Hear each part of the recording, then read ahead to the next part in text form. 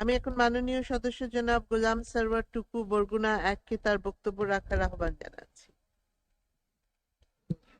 অনুপস্থিত না আছেন? জি, আপনার সময় 5 মিনিট। বিসমিল্লাহির রহমানির রহিম। মাননীয় স্পিকার, আসসালামু আলাইকুম। 2024-25 অর্থ বছরের প্রস্তাবিত বাজেটের উপরে বক্তব্য রাখতে দাঁড়িয়েছি।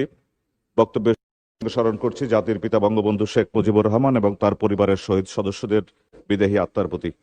মাননীয় স্পিকার, আমি তাদের বিদেহী আত্মার মাগফিরাত কামনা করছি।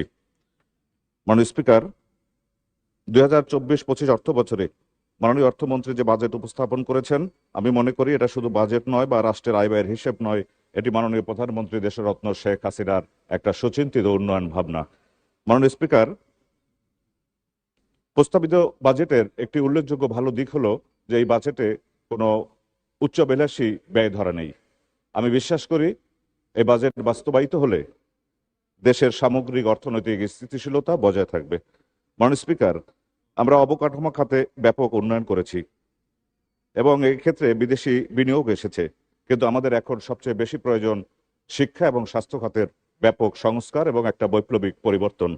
মাননীয় স্পিকার, বাংলাদেশের সবচেয়ে বৃহত্তম বিদ্যাপীঠ ঢাকা বিশ্ববিদ্যালয়, প্রেসের অক্সফোর্ড, মুক্তির দুর্গ ঢাকা বিশ্ববিদ্যালয়কে সমস্ত দেশবাসী আমরা অনেক ভালোবাসি, কিন্তু বিশ্ব র্যাঙ্কিংয়ে ঢাকা বিশ্ববিদ্যালয়ের পজিশন এখন 500-র নিচে। আমরা শতাধিক প্রাইভেট বিশ্ববিদ্যালয়ের অনুমতি দিয়েছি, হাতে গোনা কয়েকটা বাদ দিলে মাননীয় স্পিকার সেসব বিশ্ববিদ্যালয়গুলো কি পড়ায় আর কি সার্টিফিকেট দেয় সেগুলো এখন দেখার প্রয়োজনীয়তা রয়েছে। মাননীয় স্পিকার, একটা দক্ষ মানব সম্পদ গড়ে তুলতে হলে প্রয়োজন মানসম্মত শিক্ষা, এবং সেই লক্ষ্য নিয়ে আমরা জাপান থেকে প্রযুক্তি এনে মাননীয় প্রধানমন্ত্রী আধুনিক মেট্রো রেল তৈরি করেছে। যদি জাপানের একটা ভালো বিশ্ববিদ্যালয় বা একটা ভালো হাসপাতাল বাংলাদেশে আনা যায়, তাতে কি কোনো অসুবিধা আছে? মাননীয় স্পিকার, আমরা চায়নার প্রযুক্তি সহায়তায় বা তাদের বিনিয়োগে বা যৌথ বিনিয়োগে আমরা এখানে রাস্তা করেছি, ব্রিজ করেছি, আমরা এখানে বিদ্যুৎ কেন্দ্র করেছি। সেখানকার একটা ভালো বিশ্ববিদ্যালয় বা একটা ভালো হাসপাতাল বাংলাদেশে আনলে অসুবিধা কি? মাননীয় স্পিকার, মাননীয় স্পিকার, এই অপ্রতিরোধ্য অগ্রযাত্রা মাননীয় প্রধানমন্ত্রী দেশরত্ন শেখ হাসিনার এই অগ্রযাত্রার পথে সবচেয়ে বড় প্রতিবন্ধকতা হলো সীমাহীন দুর্নীতি। মাননীয় স্পিকার, অধপতনেরও একটা স্তর আছে।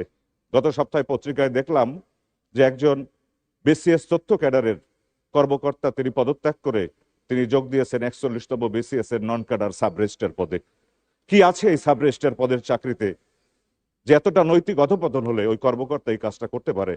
ক্যাডার ছেড়ে নন ক্যাডার এসে তিনি যোগ দিয়েছেন। এই একটা ঘটনা প্রমাণ করে মাননীয় স্পিকার, এই দেশের একটা শিক্ষিত জনগোষ্ঠী কতখানি নৈতিক অধপতনে আমরা চলে গিয়েছি। মাননীয় স্পিকার, গত কয়েকদিন আগে ত্রাণ এবং দুর্যোগ মন্ত্রণালয় থেকে আমি একটা বিশেষ বরাদ্দ পেয়েছি 50 লাখ টাকার। সেই বরাদ্দের অনুকূলে আমি প্রকল্প জমা দিয়েছি, কিন্তু একই সময় ওই একই মন্ত্রণালয় থেকে আমার নির্বাচনী এলাকায় প্রায় 5 কোটি টাকার বিশেষ বরাদ্দ গিয়েছে। কে বা কারা এগুলো চেয়েছে বা কিভাবে দিয়েছে এগুলো কিছুই জানি না। নির্বাচিত সংসদ সদস্য হিসেবে আমি মনে করি আমি সাধারণ মানুষের কাছে প্রশ্নবিদ্ধ হচ্ছি। আমি জানি না মাননীয় মন্ত্রী মহোদয় জানেন কিনা, আমি তাও জানি না। মাননীয় স্পিকার, মাননীয় প্রধানমন্ত্রীর সাহসী নেতৃত্বে আমরা এগিয়ে যাচ্ছি। গত 22শে জুন আমার নির্বাচনী এলাকার একটা ব্রিজ ভেঙে একটা মাইক্রোবাস নদীতে পড়েছে। এলজিডির ওই ব্রিজটা করেছে 2008-09 অর্থ বছরে। ওই ব্রিজে ওই বাসে মাইক্রোবাসে যে 9 জন যাত্রী ছিল তার 7 জনই ঘটনাস্থলে মৃত্যুবরণ করেছে, যারা সবাই একটা বিয়ের অনুষ্ঠানে গিয়েছিল মাননীয় চিফ মহোদয়ের নির্বাচনী এলাকায়, তাদের বাড়ি, গ্রামের বাড়ি। সেখানে আমি সেখানে ছুটে গিয়েছি ঘটনার পর। মাননীয় প্রধানমন্ত্রীর পক্ষ থেকে, মাননীয় চিফ হুইপ মহোদয়ের পক্ষ থেকে ওই শোক সন্তপ্ত পরিবার বর্গের প্রতি আমি সমবেদনা জানিয়েছি। কিন্তু ঘটনাস্থল চাওড়া এবং হলদি ইউনিয়নের ওখানে যাওয়ার পর 2 ইউনিয়নের হাজার হাজার মানুষ আমার কাছে নালিশ করেছে, অভিযোগ করেছে এই ব্রিজ নির্মাণের সময় তারা অভিযোগ করেছে নির্মাণ ত্রুটির, তারা মানববন্ধন করেছে, কিন্তু কোনো কর্তৃপক্ষ কোনো কর্ণপাত না করার ফলে এই ব্রিজগুলো ভেঙে এই 9টা মানুষের মৃত্যু হলো। এরকম 58টা ব্রিজ আছে আমার নির্বাচন এলাকায় এলজিডি যেটা ব্যবহারের অনুপযোগী হিসেবে ঘোষণা করেছে। মাননীয় স্পিকার, এই ব্রিজগুলো যদি নির্মাণ করা না হয় বা মেরামত করা না হয়, তাহলে এই মৃত্যুর মিছিল আর ঠেকানো যাবে না। মাননীয় স্পিকার, আমি আপনার কাছে অত্যন্ত দ্রুততম সময়ের মধ্যে এই ব্যবহারের অনুপযোগী ব্রিজগুলো নির্মাণের দাবি জানাচ্ছি। মাননীয় স্পিকার, আমাদের যত অসুবিধা থাকুক, ঝড়, বন্যা, জলোচ্ছ্বাস, প্রাকৃতিক দুর্যোগ, বৈশ্বিক মহামারী, যত রকমের প্রতিবন্ধকতা থাকুক, মাননীয় প্রধানমন্ত্রী শেখ হাসিনার নেতৃত্বে বাংলাদেশ পৃথিবীর মানচিত্রে এগিয়ে যাবে দুর্বার গতিতে। শেখ হাসিনা আমাদের সংসদ নেতা, শেখ হাসিনা আমাদের দলের নেতা, এক তিনি মিনিট। আমাদের দেশের নেতা। মাননীয় স্পিকার, আমরা তাকে নেতা মানছি বলে তিনি নেতা তা নয়। তিনি তার যোগ্যতা, দক্ষতা, সততা, শিক্ষা, দূরদর্শিতা এবং তার দেশপ্রেম এবং মানবিকতা দিয়ে তিনি নেতা নির্বাচিত হয়েছেন। এবং তিনি শুধু এই দেশের নয়, সমস্ত পৃথিবী আজকে স্বীকার করে শেখ হাসিনা একজন বিশ্বমানের নেতায় পরিণত হয়েছেন।